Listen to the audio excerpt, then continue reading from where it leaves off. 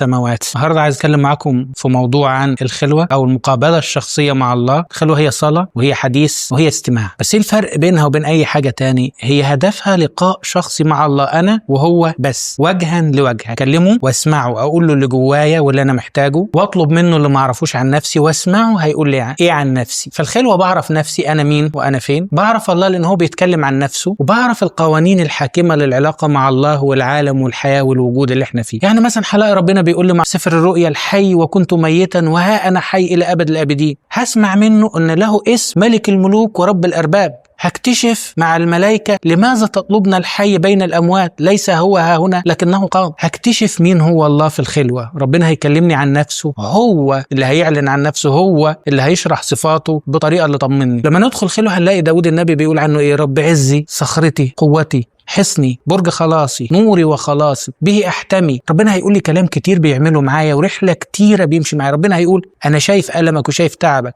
انا عارفك ايتها المضطربه والمذلوله والمخزيه، انا عارف تعبك، مررت بك واذا زمنك زمن الحب. كتير في الخلوه ربنا هو اللي يعلن عن نفسه، يكلمني عن نفسه، بس عايز حد يرتخي ويطرق اذنه للسمع ويسمع. زي ما قال ارميا النبي: نفحص طرقنا، اكتشف نفسي كمان، نعرف احنا مين واحنا فين. عايز اعرف ان الحياه دي اشبار وهتفنى، حياتنا بخار يظهر قليلا ثم يضمحل. فالخلوة مش مجرد أداء قانون صلاة أو أنتهي من عدد من الإصحاحات من الكتاب المقدس، مش شرط. ممكن أخد فقرة صغيرة 4-5 آيات وأقعد معاهم: يا رب عايز تقول لي إيه النهاردة؟ إيه الشيء اللي عايز نمشي فيه؟ إيه المشوار اللي عايز توضحه لي؟ أنا جاي قبلك أنت، أقعد معاك أنت، عشان أنا بطلب وجهك أنت، أنا عاوزك أنت، مش عايز حاجة تانية، مش عايز خيراتك، مش عايز طلباتي، مش بدور على احتياجاتي، بدور على أقتنيك أنت جوايا. القديس مكاريوس الكبير في عظاته كان بيتكلم عن حتة يقول: إحنا لما بنقدم شيء لله في الصلاة، الله بيتطوع ويقدم من ذاته نفس الشيء اللي بنقدمه له. قدمت له حب ومشاعر بيديني حب، قدمت له انتباهي وتركيزي واهتمامي بيديني هذا الانتباه والتركيز والاهتمام، قدمت له مرضي بيديني شفاءه، قدمت عجزي بيديني قوته، قدمت خوفي بيديني سلامه. كل ما اقدم حته من نفسي، لو حته مريضي بيديني الحته اللي فيها الشفاء. كان بيتكلم عن حته اسمها حضور المسيح الشافي. ربنا لما بيحضر مع الانسان في المخدع والخلوه بيحضر معاه بطريقه شافيه. القداس ده رحله شفاء، الاجبيه دي منهج علاج، الكتاب المقدس ده اسلوب تعافي، طريقه للحياه الفاضله والحياه العميقه والحياه الجميله. عشان كده دون خلوه ودون لقاء شخصي مع الله مش هعرف